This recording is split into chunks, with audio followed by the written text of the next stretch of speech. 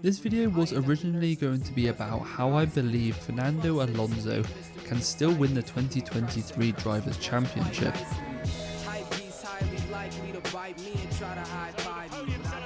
And while I was making the video, I did a little bit of digging. I no longer think Alonso will be able to catch Verstappen this season, but it does bring up some really interesting points for the 2024 season that I think explains how things are going to get extremely close. So Max is currently sitting extremely comfortable at the top of the championship on 195 points. Alonso, who I personally believe is Max's biggest competitor, mainly because I just can't see Checo beating Max in the same car. Alonso is 78 points off of Verstappen. With just 16 races left this season, that means Alonso would have to make up just under 5 points per race if Alonso wants to win the championship. Max could have 3 DNFs and Alonso have 3 wins and he still wouldn't be beating him in the championship. So after the Canadian Grand Prix, where we knew Aston Martin are bringing a big upgrade package, I wanted to look into, are Aston Martin closing the gap to Red Bull? Aston Martin didn't have any dry running in the practice leading up to the race,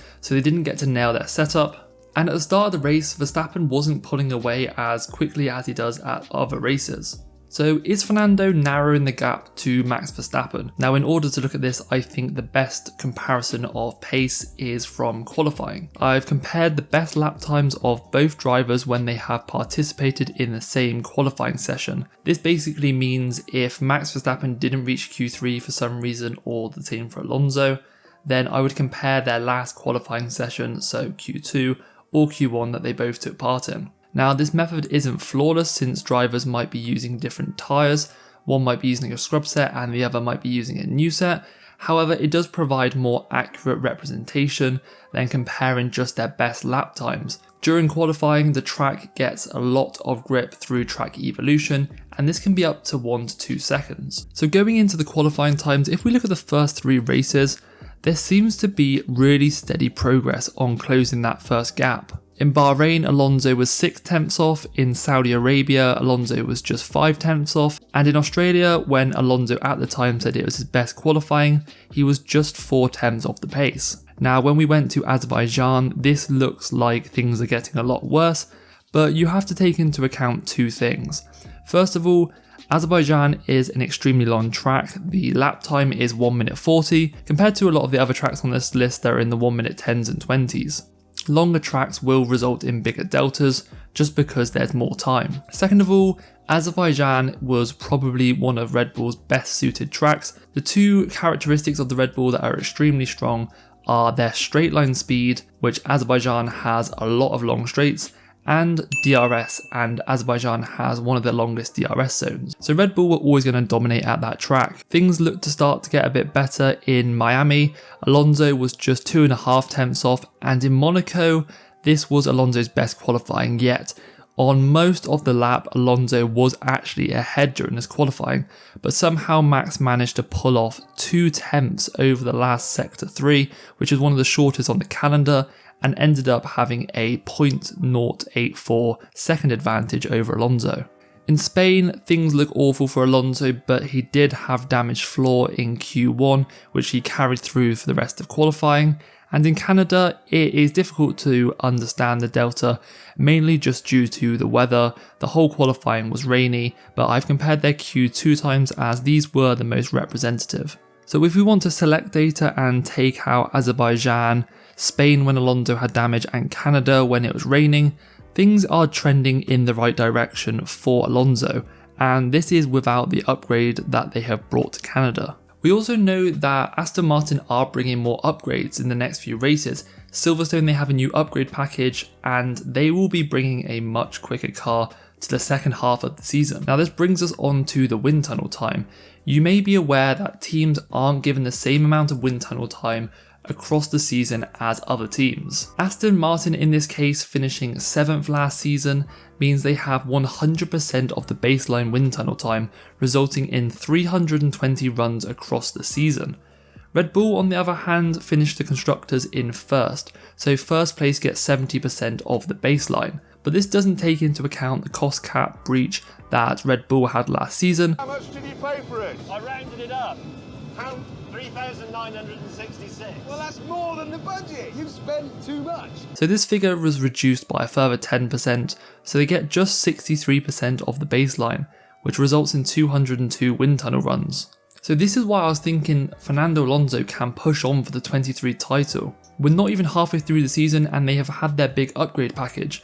They have so much more wind tunnel time for the rest of the season, so surely they should be able to bring a lot more upgrades to the car. But this doesn't actually paint the whole picture. The season as a whole from year to year gets split into 6 aerodynamic testing periods. Teams have to divide their testing evenly between these 6 periods, each period lasting about 8 weeks. And they have to do this so they can't front load or backload their development into the season. So Aston Martin have 320 wind tunnel runs, they can't use these in the first 8 weeks of the season and then use them all up. And the reason for this is what brings us on to the next point.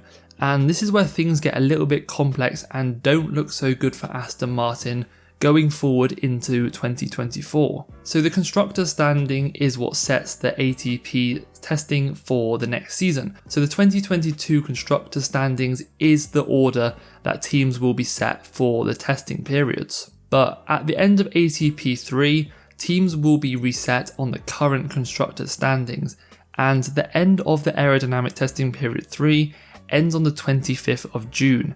After the Canadian Grand Prix. Aston Martin currently sit 3rd at the end of this period, so I guess you could say Lance Stroll is helping his team towards winning a title a little bit with Alonso in not putting them so high up the constructors ahead of Red Bull and Mercedes. So Aston Martin going into the second half of the season will go from 320 wind tunnel runs to just 256, a 20% reduction. Now obviously this is still more than their competitors Red Bull and Mercedes for that matter, but once you get a car as quick as Red Bull, I'd much rather the car over more aerodynamic testing runs. More wind tunnel time allows for more potential upgrades, better understanding of the car, but if you have to choose between that and actual car performance on track, I would choose the car performance on track every single time. Now one of the reasons I don't think Aston Martin are going to be able to catch Red Bull this season are just due to Horner's comments after the Canadian Grand Prix. He said, obviously because we have a lot less wind tunnel time, we have to start thinking a lot about next year.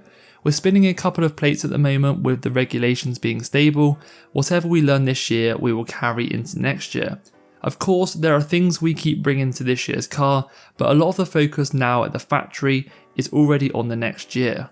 So Red Bull are clearly happy with the progress of the RB19, and they're putting a huge amount of this season's development into the following season. Now this is something I think they would be much less likely to do if Fernando Alonso was just a few points or even battling Max Verstappen for the 2023 title. So if Aston Martin can't push Max this season for the title, what makes them be able to fight Red Bull next season in 2024, where I'm pretty confident there will be a title fight. Now the main thing is the new Aston Martin factory. Now this factory is being built in 3 sections, the first of which was completed in May 2023. This will be the main building for the race team, where the car will be designed out of and all major operations will be conducted.